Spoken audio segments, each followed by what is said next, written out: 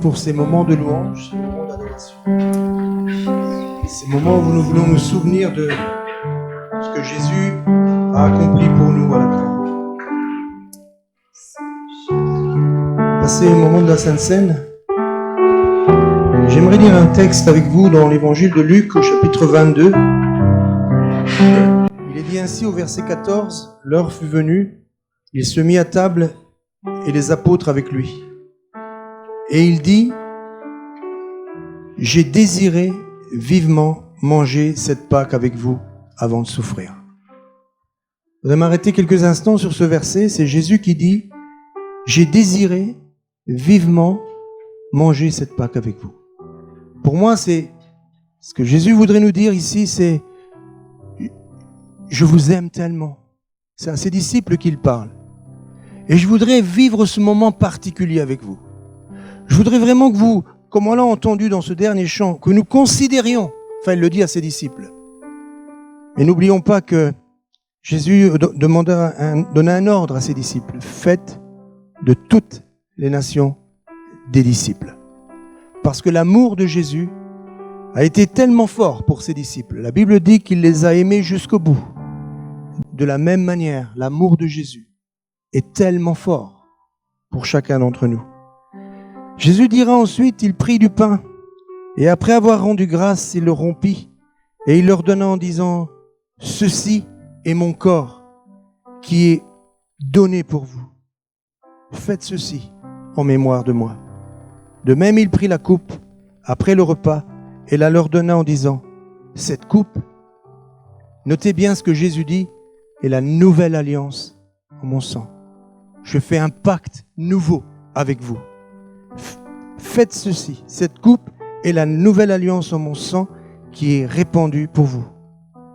Faites ceci en mémoire de moi. » Et l'apôtre Paul répétera ces mots, ces paroles, que nous sommes appelés à répéter encore aujourd'hui. Dans 1 Corinthiens, pardonnez-moi, chapitre 11 au verset 23, il dit ainsi, l'apôtre Paul, « Car moi, j'ai reçu du Seigneur ce que je vous ai transmis. J'ai reçu de lui et je veux vous le transmettre. Le Seigneur Jésus, dans la nuit où il fut livré, il prit du pain. Ce qui s'est passé à la nuit de la Pâque avec les disciples, j'ai vivement désiré manger cette Pâque avec vous, eh bien ça a été transmis à l'apôtre Paul.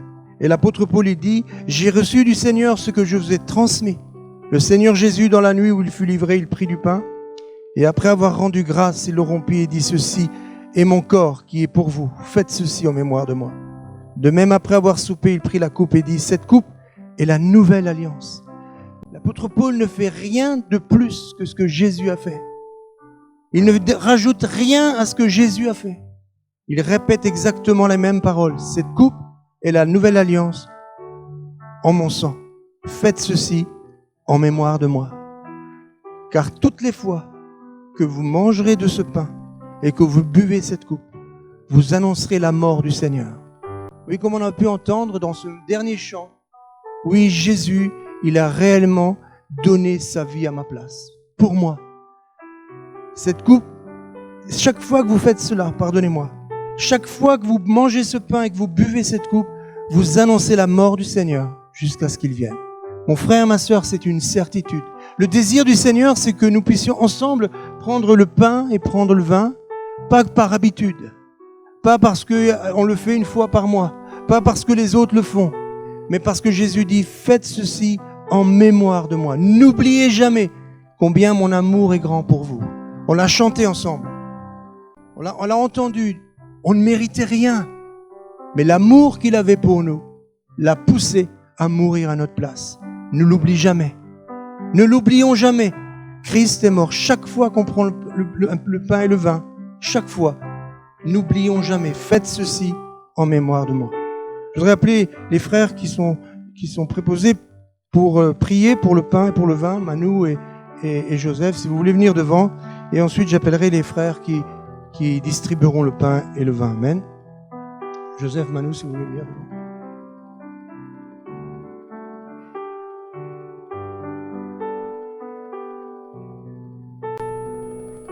Alléluia. Seigneur notre Dieu, nous voulons te rendre grâce, Seigneur. voulons te dire merci, Seigneur, pour ce que tu as fait pour chacun de nous, Seigneur. Merci, Seigneur, pour ta vie que tu as mis à la croix, Seigneur, pour que nous ayons cette vie et cette vie éternelle, Seigneur. Merci, Seigneur Jésus, de nous à ne pas oublier tout ce que nous faisons, Seigneur. Merci pour la vie que tu nous as donnée, Seigneur. Et merci encore parce que cette vie, elle est encore valable encore aujourd'hui, Seigneur. Aide-nous à la saisir, à ne pas l'oublier, Seigneur, à ne jamais l'oublier, Seigneur, ce que tu as fait pour chacun de nous, Seigneur. C'est ta vie qui nous a libérés, qui nous a sauvés, qui nous a donné cette espérance de vie, cette vie éternelle, Seigneur. Sois loué, sois béni et sois glorifié dans le beau nom de Jésus. Amen. Merci Père pour le sacrifice de la croix de Jésus-Christ qui est mort pour chacun de nous, Seigneur. Nous te bénissons, Seigneur, pour ce sang qu'il a versé, Seigneur, sur la croix, qu'il a pleuré, qui nous a dit « Allez en paix ».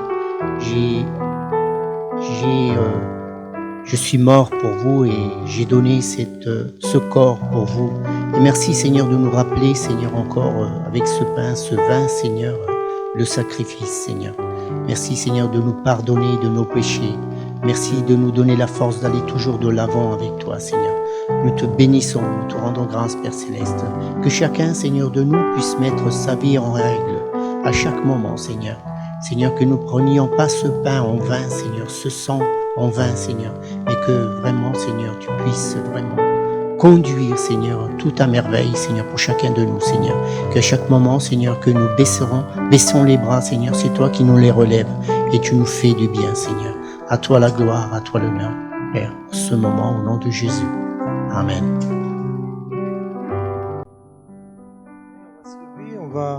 Pendant que les frères vont distribuer le pain et le vin, on va chanter un chant à la gloire du Seigneur.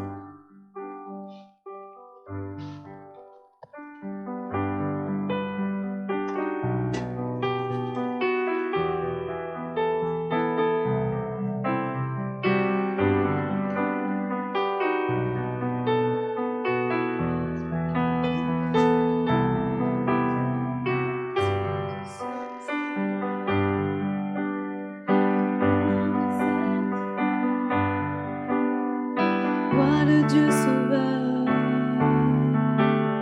qui n'est plus sur le roi, nul ne le surpasse, nul ne peut sauver, et par sa puissance la mort est terrassée, glorieux. Mes yeux ont vu la gloire du Seigneur, glorieux. Il règne dans les cieux et sur la terre. Au-delà du tombeau, vois le Dieu vainqueur, le ressuscité, qui règne sur mon cœur. Nul ne le surpasse, nul n'est son pareil. L'espoir de son retour remplit tout l'univers, glorieux.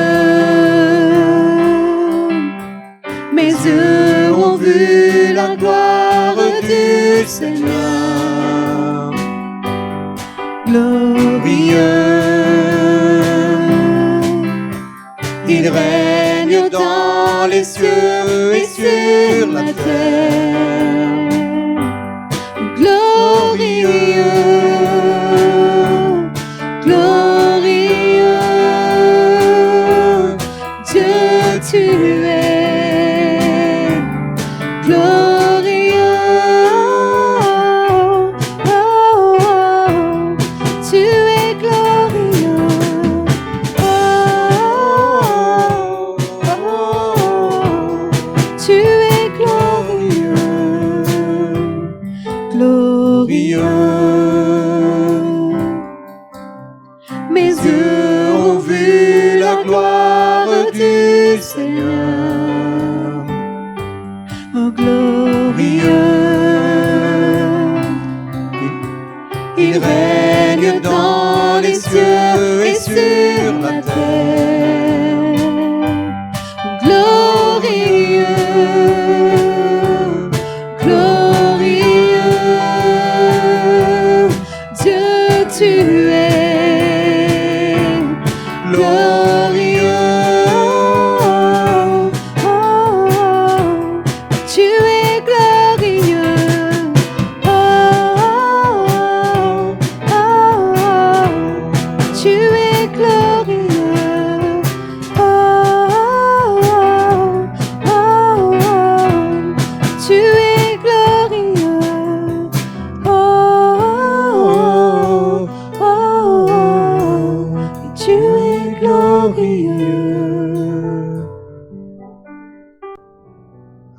va passer à la parole du Seigneur. Juste avant, on va laisser les enfants monter en haut pour les écoles du dimanche et pour la petite chorale. Et ensuite, on va laisser la place à Daniel qui nous apportera la parole.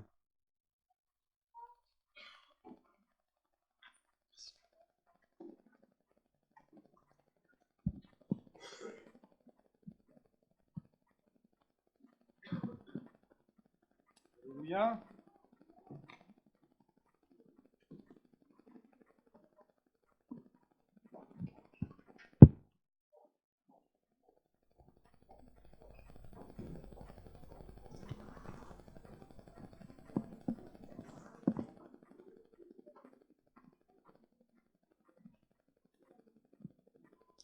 Bien.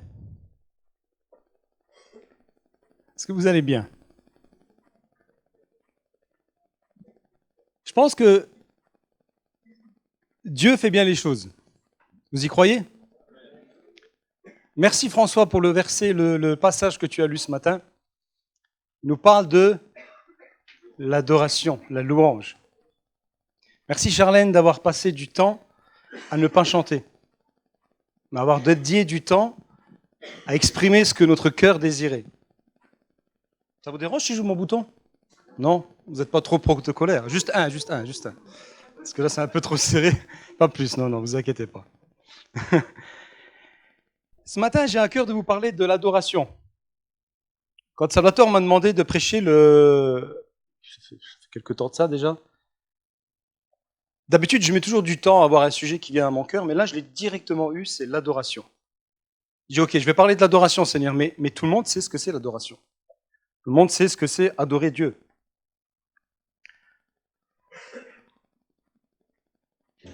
Est-ce que vous savez ce que c'est les anthropologues?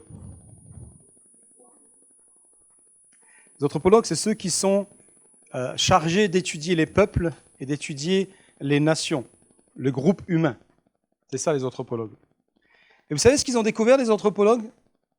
Ils ont découvert que dans tous les peuples, de toutes les cultures du monde, ils ont découvert qu'ils doivent et ils veulent et ils insistent et ils ont le désir d'adorer quelque chose. Ils ont fait une étude et ils ont regardé. Instinctivement, ils doivent adorer quelque chose. Ils veulent adorer quelque chose. Chaque peuple, chaque nation, chaque culture a le désir en lui d'adorer quelque chose. Alors, ils disent que c'est profondément inscrit dans leur ADN. Ils disent que c'est profondément inscrit dans les fibres de leur vie, de leur être.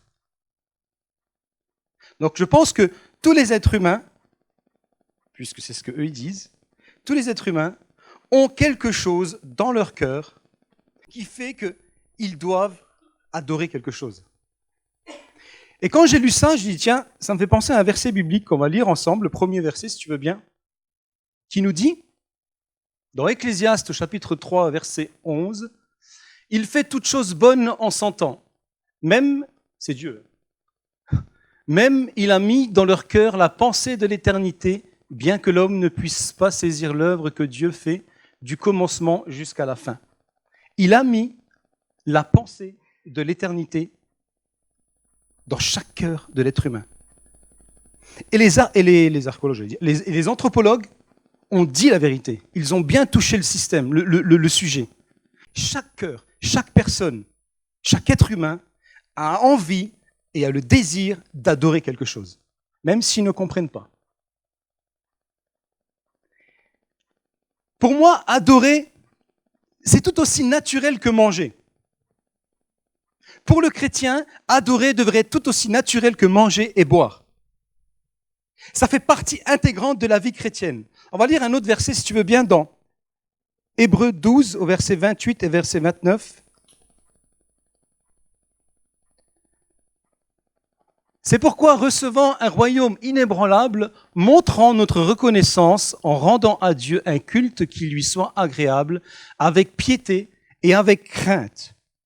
Dieu cherche des adorateurs, qui l'adorent avec piété et qui l'adorent avec crainte. L'adoration est le premier but de notre vie. Tout à l'heure, Charlène a choisi un chant Et il disait, nous sommes nés pour adorer. Dieu nous a créés pour que nous puissions l'adorer. Est-ce que vous le savez, ça? Est-ce que vous savez que vous êtes créés pour adorer Dieu? Principalement. C'est notre plus grande fierté. En tant qu'enfant de Dieu, c'est notre plus grand privilège. C'est une fierté d'adorer Dieu. Et quand on a demandé à Jésus, un jour quelqu'un a demandé à Jésus, mais quel est le plus grand commandement? Et Jésus a répondu, dans Marc 12, 30, « Tu aimeras le Seigneur ton Dieu de tout ton cœur, de toute ton âme, de toute ta pensée et de toute ta force. » Moi, je crois qu'à chaque fois qu'on exprime l'amour de Jésus, l'amour pour Jésus, on adore. Que vous soyez seul, que vous soyez en compagnie, que vous soyez ici à l'église le matin, à chaque fois que vous exprimez l'amour pour Dieu, vous adorez Dieu. À chaque fois. Ça me fait penser à une femme samaritaine qui a demandé à Jésus un jour, quel est le meilleur moment pour adorer? Quelle est la meilleure façon d'adorer? Et Jésus a répondu que toutes ces choses n'avaient aucune importance. Ce qui est important, c'est le cœur. Ce qui est important, lui dit Jésus, c'est le cœur. Et il dit exactement, les vrais adorateurs, dans Jean 4, 23, les vrais adorateurs adorent le Père en esprit et en vérité. Car ce sont ceux-là que le Père recherche.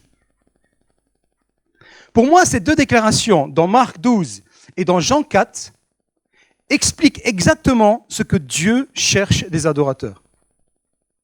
Tu aimeras le Seigneur ton Dieu de tout ton cœur, de toute ton âme, de toute ta pensée, de toute ta force. Et les vrais adorateurs adorent le Père en esprit et en vérité.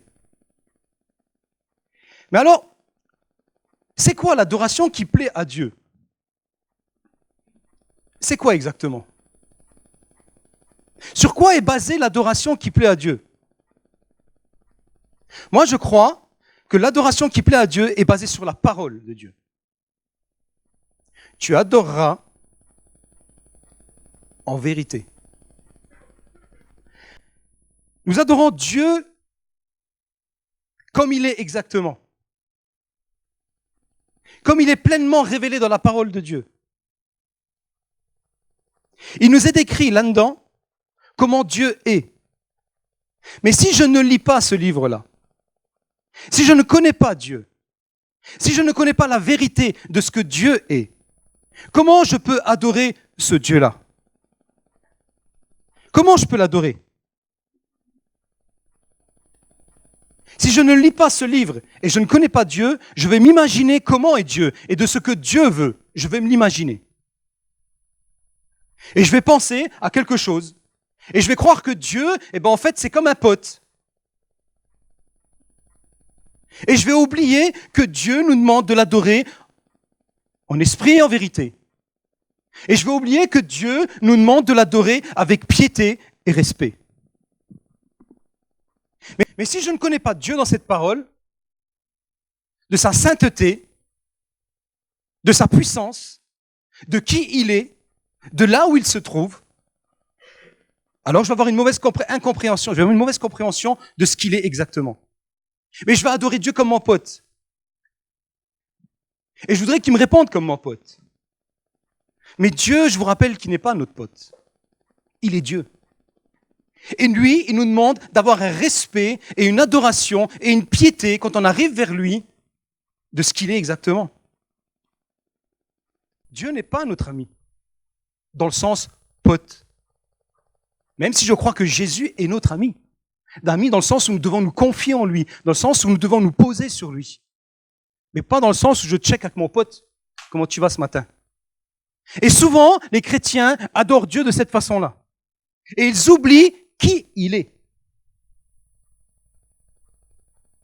Et presque nous mettons Dieu à notre estrade.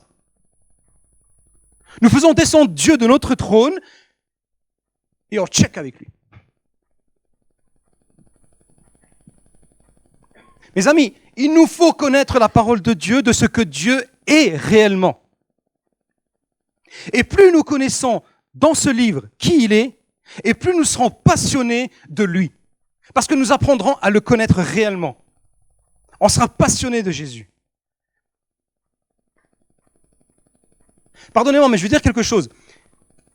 À chaque fois qu'on se sent indifférent dans la louange, à chaque fois qu'on se sent déconnecté de la louange, c'est qu'on a perdu combien la grâce de Dieu est merveilleuse. C'est qu'on a perdu le fil avec ce livre. Si je m'ennuie dans la louange, ou si je dis que la louange n'était pas bien aujourd'hui, c'est que j'ai perdu le fil avec Dieu. J'ai perdu ma connexion. J'ai perdu qui il est réellement. Et j'ai oublié qu'il est assis sur un trône de puissance, un trône de gloire.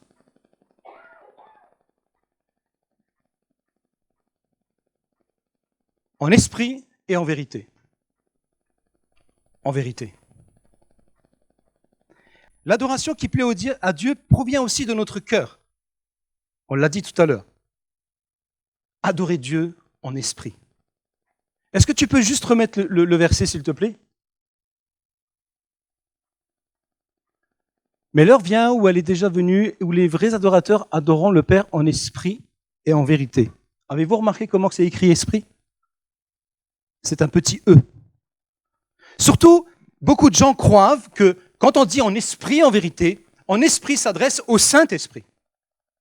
Mais ce n'est pas ce que Jésus dit.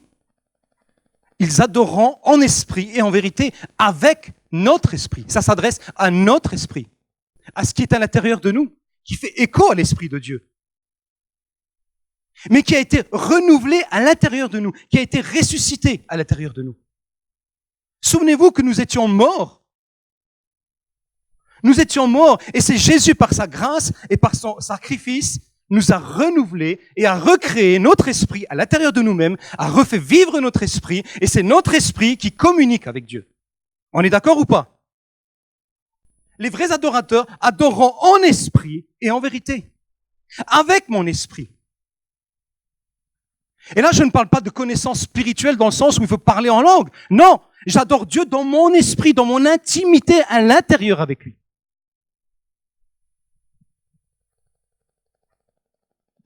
Il a fait revivre notre esprit justement pour avoir cette communion avec lui. Tu aimeras le Seigneur ton Dieu de tout ton cœur, de toute ton âme. Ça, c'est Jésus qui l'exprime comme ça. De tout ton cœur, de toute ton âme. Pardonnez-moi, mais l'âme, c'est là où il y a tous les sentiments. C'est là où siègent les sentiments. Vous êtes d'accord ou pas? Quand Jésus dit « tu adoreras de tout ton cœur et de toute ton âme », c'est aussi avec ton intelligence. C'est aussi que quand tu chantes, tu réfléchis à ce que tu chantes. Quand tu dis quelque chose à Dieu, tu réfléchis dans ce que tu dis. On ne doit pas simplement dire des choses pour dire des choses. On ne doit pas chanter parce qu'on nous demande de chanter. On ne doit pas répéter des paroles parce qu'on nous demande de répéter des paroles. On doit être convaincu de ce que nous disons, convaincu de ce que nous chantons, convaincu de ce que nous parlons à Dieu. Si nous ne sommes pas convaincus, si nous n'avons pas une conviction profonde que nous parlons à Dieu, que nous adorons, nous insultons Dieu. Parce que nous sommes là en théâtre. Nous sommes là pour faire du théâtre. Parce que nous ne croyons pas à ce que nous chantons. Je vous rappelle que Dieu siège au milieu de son peuple. Et quand il siège au milieu de son peuple, il attend que son peuple adore en esprit et en vérité. De tout son cœur et de toute son âme. Et quand tu chantes et quand je chante, je dois chanter des choses que je comprends. Et que je dis dans ma tête, effectivement, si Dieu est assis sur son trône, il est Dieu. Quand je chante que tu es, je t'adore. Je dois comprendre ce que je dis, je t'adore. N'oubliez pas que Dieu regarde notre cœur. Alors on a beau faire les beaux devant, j'ai beau faire le beau le dimanche, Charlène, t'as beau faire la belle là devant, mais Dieu regarde ton cœur et Dieu regarde mon cœur. Pardon. Je crois que tu fais avec le cœur.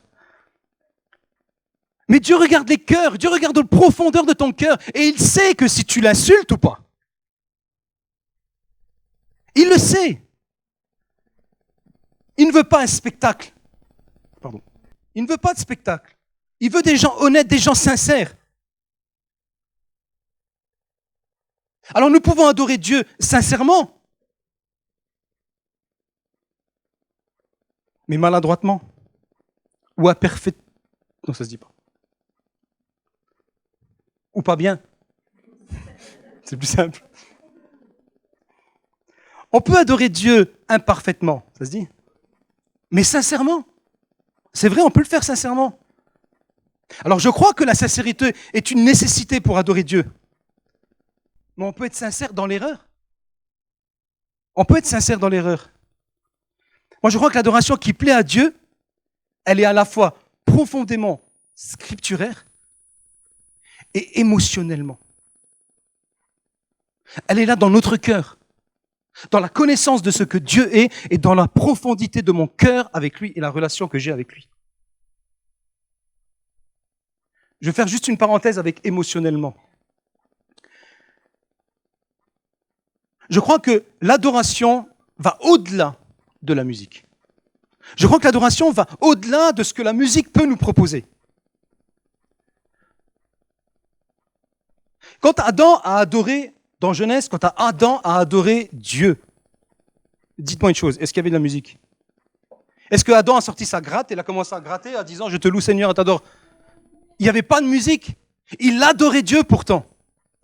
La musique est venue avec Jubul, il s'appelle, je crois, ou Jabul. Comment il s'appelle? C'est dans Genèse 4, je crois qu'il s'appelle Jubal, voilà. Dans Genèse 4, on trouve cette personne qui est l'ancêtre de la musique. L'ancêtre du choriste, Jubal. Allez voir dans Genèse 4. La musique, l'adoration va au-delà de la musique.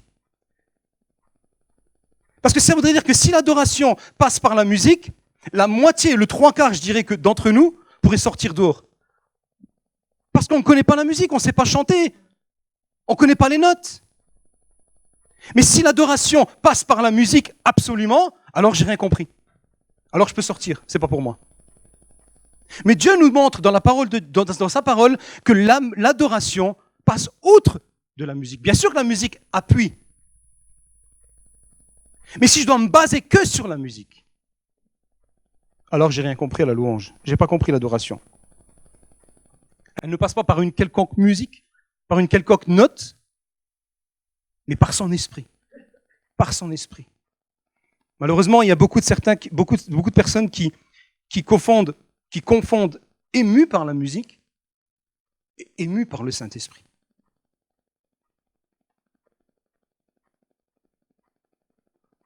On en a déjà vu des gens qui sont émus par la musique, une exprimation de leur cœur. Ça se dit même pas ce que je viens de dire. Je viens de me rendre compte que exprimation n'est pas dans le dictionnaire. Mais il est dans le dictionnaire du petit Daniel. Ça, vous ne l'avez pas encore.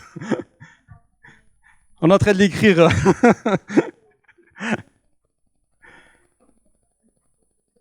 C'est une expression, voilà, c'est ça que je cherchais. C'est une expression de notre cœur, alléluia.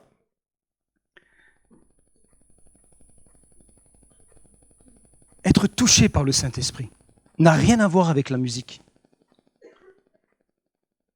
Quand on est touché par le Saint-Esprit, c'est différent. C'est nos sentiments, c'est à l'intérieur de nous-mêmes que ça se passe. Et alors, il y a quelque chose qui sort. La profondeur de ton corps, de ton cœur, elle sort. Mais si je suis touché que par la musique, quand je vais sortir de ce lieu, ça va se couper. Ça va être éphémère.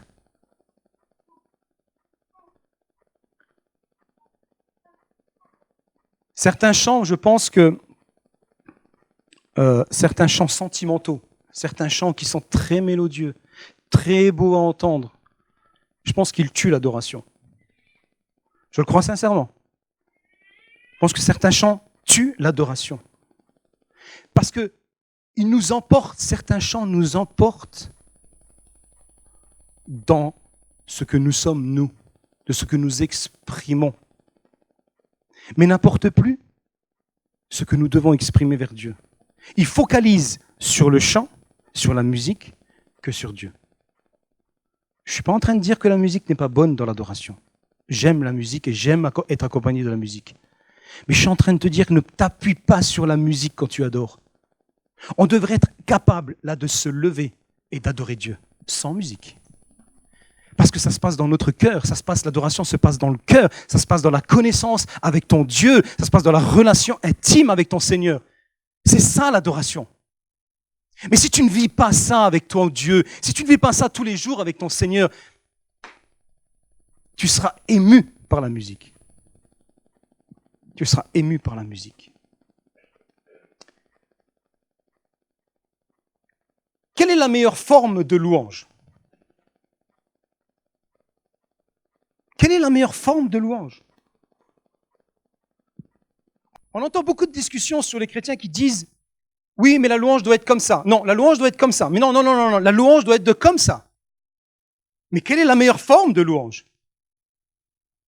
Quelle est la meilleure forme d'adoration ? Moi, je crois que toutes ces discussions naissent parce que on ne prend pas en compte la personne qui est en face de nous. On ne prend pas en compte son origine. On ne prend pas en compte d'où elle vient et de ce qu'elle a vécu. Alors, quelle est la meilleure forme de louange ? Eh bien, je vais vous le dire. On le trouve dans la parole de Dieu. C'est la proclamation. Lisez la parole de Dieu et vous verrez que adorer, en proclamant, nous pouvons adorer. Nous pouvons adorer dans le chant, François, dans le psaume que tu as lu ce matin. Chanter à l'Éternel. Nous pouvons, avec des cris, se tenir debout en signe de révérence, ou se mettre à genoux, ou danser. J'avais déjà mon thème, c'est pour ça que dimanche dernier, j'ai fait venir notre frère Bethel pour le faire danser. C'est pas pour simplement faire du spectacle, parce que je savais ce que j'allais dire aujourd'hui. Parce que nous pouvons danser dans l'adoration. David a dansé dans l'adoration. On pousse des cris de joie. Quand on témoigne, on adore Dieu. On peut jouer que des instruments. Il y a une adoration qui s'élève. On peut lever les mains ou on peut baisser les mains. Il y a tellement d'expressions d'adoration, de formes d'adoration dans la parole de Dieu qu'il n'y en a pas une qui est juste. Elles sont toutes justes. Toutes justes. Si je vais en Algérie, il y a une façon de louer et d'adorer. Si je viens ici le dimanche matin, c'est une autre façon d'adorer. Si je vais en Afrique, c'est complètement une autre façon d'adorer. Parce que chaque peuple, chaque tribu, chaque personne, chaque identité a sa façon d'adorer Dieu. L'essentiel, c'est qu'elle adore Dieu en vérité, en esprit, avec un cœur sincère. Quelle est la meilleure façon de louer ? C'est celle qui, la plus authentiquement possible, exprime votre amour pour Dieu. Dans la façon de ce que Dieu vous a créé, vous. Vous comprenez ?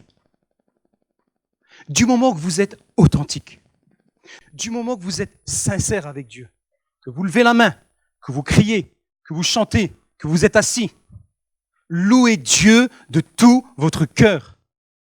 C'est ça la meilleure forme de louange. Il n'y a pas de surmesure, parce que celui qui vous dit que c'est comme ça la louange, il est hors biblique.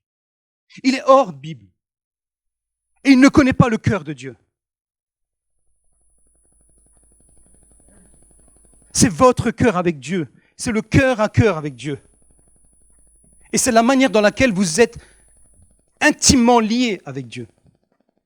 Dans la manière dans laquelle vous nouez une relation avec Dieu. Il y a une chose quand même qui est certaine, c'est que tu ne donnes pas gloire à Dieu si tu crois ressembler à quelqu'un d'autre ou si tu te formes en fonction de quelqu'un d'autre. Si tu t'identifies à quelqu'un d'autre, tu ne donnes pas gloire à Dieu parce que tu n'es pas toi-même. Dieu te demande d'être honnête devant Dieu. Il te demande d'être toi, de ce que Dieu a créé toi, comme tu es toi, avec la façon que tu as de t'exprimer pour Dieu. Ça, c'est la véritable adoration. Mais nous écrasons les gens qui ne sont pas comme nous. Et nous disons, non, ce n'est pas comme ça que tu dois faire.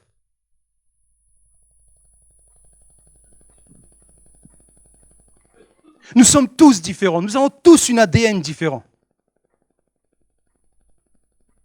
Nous éprouvons tous des choses différentes. Mais personne n'est pareil dans l'adoration. Personne. Ne faites pas ou ne faisons pas, et c'est Jésus qui le dit, de répéter de vaines paroles dans l'adoration. Souvent, comment dire, il y a souvent des termes bibliques qui ressortent dans l'adoration, qui sont devenus des habitudes. Et nous chantons et nous louons Dieu en habitude. Moi, je vous mets au défi ce matin de louer Dieu sans dire « Alléluia, gloire à Dieu, Amen, merci ». Enlevez ça. Vous allez avoir du mal à louer Dieu. Parce que c'est des mots qui sont habituels dans notre esprit, dans notre tête et dans notre bouche. Et nous les disons sans aucune conviction. Enlevez ça et essayez d'adorer Dieu avec d'autres mots. Ça passe par la connaissance de Dieu. Ça passe par la connaissance de qui il est lui. Ça passe de la connaissance de l'amour qu'il a lui. Parce son essence même, c'est l'amour. Il y a tellement de noms de Dieu. Dieu a tellement de noms. J'en ai noté quelques-uns. Il est Adonai, Seigneur éternel. Elohim, Dieu d'éternité. Yahvé Jiré, l'éternel pourvoira. Yahvé Rapha, l'éternel qui guérit. Yahvé Ra, l'éternel mon berger. Yahvé Shalom, l'éternel notre paix. Yahvé Shama, l'éternel est ici. El Shaddai, Dieu tout-puissant. Ne serait-ce que ces noms à lui est une adoration simple et une adoration vraie. Oui, mais moi, je ne sais pas quoi dire dans l'adoration. Moi, je suis là, mais je ne sais pas quoi dire. Prononce les noms de Dieu simplement. Et tu verras que ton cœur va exploser devant la face de Dieu. Adore Dieu de tout ton cœur, de toute ton âme.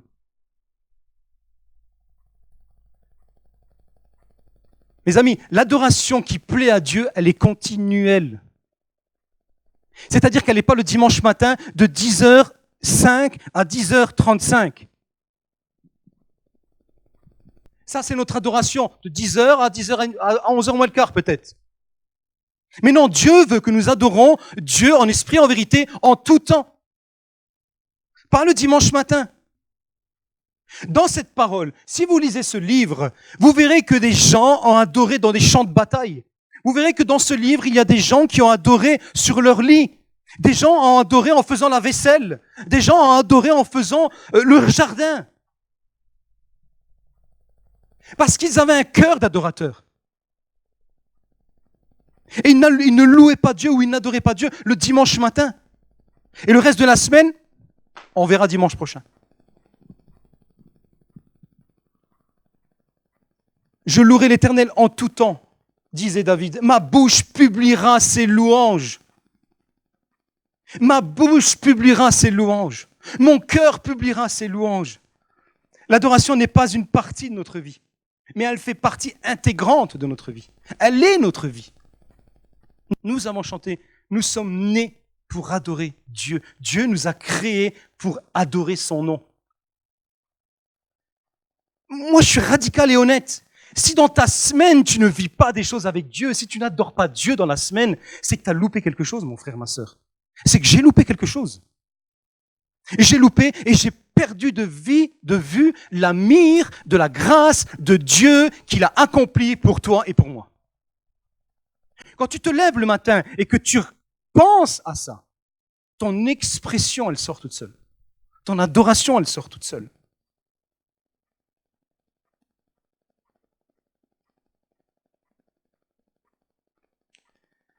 J'aime ma femme.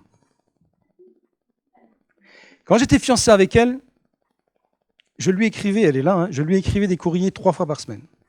Je ne pensais qu'à elle. Je téléphonais très souvent, même si c'était cher, parce qu'à l'époque, on n'avait pas les portables. Mais je pensais à elle tout le temps. Partout où j'allais, je pensais à elle. Tout ce que je faisais, je pensais à elle. Parce que je l'aimais, et je l'aime, je veux dire, sinon on va me dire, tu m'as dit tu m'aimais. Mais pourquoi? Parce que j'aime ma femme. Donc je pense à elle. C'est pareil avec Dieu. Si tu aimes Jésus, tu penses Jésus. Si tu aimes ton Seigneur, celui qui t'a créé, celui qui te demande de louer, de l'adorer, tu penses à lui. C'est parce que tu l'aimes. Alors je vais vous poser une question ce matin. Est-ce que nous aimons encore Jésus comme au premier jour? Est-ce que nous aimons Jésus comme au premier jour? Est-ce que j'aime ma femme comme au premier jour? Oui. J'aime Jésus. Je ne peux que l'adorer, que le louer, parce que j'aime Jésus. Je ne peux pas penser à autre chose.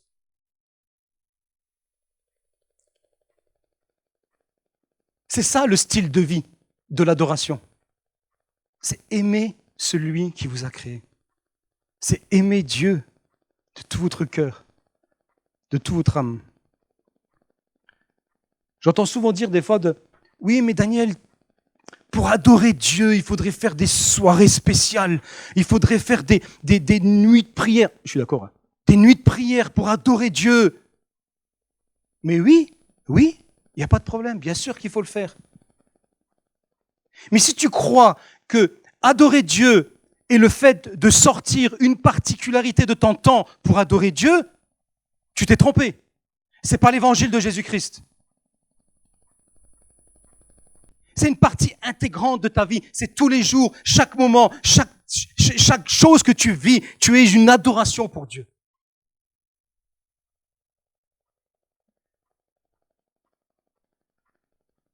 Si nous croyons qu'il faut sortir de nos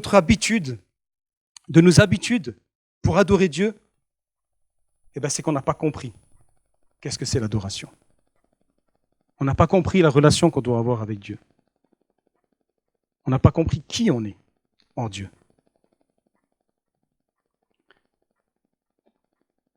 Je crois qu'on peut avoir différentes formes d'adoration, mais Dieu est un Dieu d'ordre. Je crois qu'on peut avoir différentes façons de louer Dieu. Mais je crois que ce que moi je reçois dans l'adoration, ou ce que j'exprime dans mon adoration, je ne peux pas l'imposer à quelqu'un d'autre. Je n'ai pas le droit de pousser quelqu'un à adorer comme moi j'adore. L'importance, c'est que nous adorons Dieu en esprit et en vérité. Avec sa parole, en connaissance avec la parole, en connaissance avec qui il est lui. Et je vais m'arrêter là. Parce que je pense que nous avons compris qu'est-ce que c'est l'adoration. Je pense on sait tous qu'est-ce que c'est l'adoration. Mais la vraie question que je vais reposer, celle que j'ai posée tout à l'heure. Est-ce que j'aime encore Jésus? Est-ce que j'aime encore Jésus? Au même titre que quand je l'avais aimé, quand il m'a sauvé. Est-ce que j'aime encore Jésus? Alors je prie ce matin que nous puissions avoir cet amour, ce feu, ce désir d'aimer Jésus, d'aimer Dieu, d'aimer ce qu'il est lui. Et non pas une forme de louange ou une forme d'adoration, mais d'aimer Dieu directement. Et je crois de tout mon cœur que chaque dimanche matin, si Dieu nous donnerait des lunettes spirituelles, on verrait des louanges émaner de chaque cœur, de chaque bouche, de chaque personne. Et alors on serait tous en os. Non, je ne vais pas l'utiliser. Osmose. Pourquoi tu utilises des trucs que tu ne sais pas? On serait tous en osmose. On serait tous unis, d'un même esprit, d'un même cœur, pour adorer celui qui est là-haut.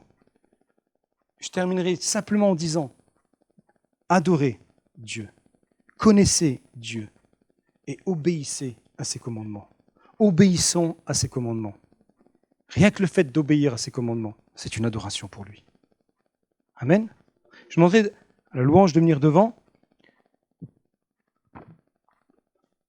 Je sais que je ne vous ai rien apporté de spécial, ni de nouveau.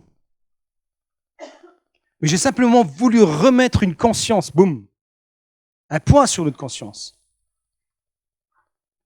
en disant, mais si je suis Dieu, si j'aime Dieu et que je suis Dieu, mon adoration et ma louange ne devraient que émaner de mon cœur, ne devraient que sortir de mon cœur. Détachez-vous de la musique.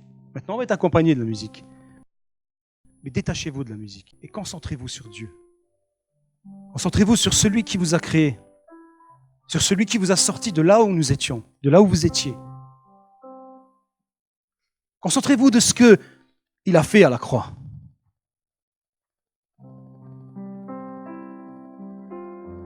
Charlène, tout à l'heure, nous a laissé un temps pour pouvoir nous exprimer devant Dieu. Alors tu peux t'exprimer de telle et telle manière. Tu peux t'exprimer à haute voix, tu peux t'exprimer dans ton cœur. Et si tu le fais ce matin, fais-le avec un cœur sincère. Faisons-le avec un cœur sincère ce matin.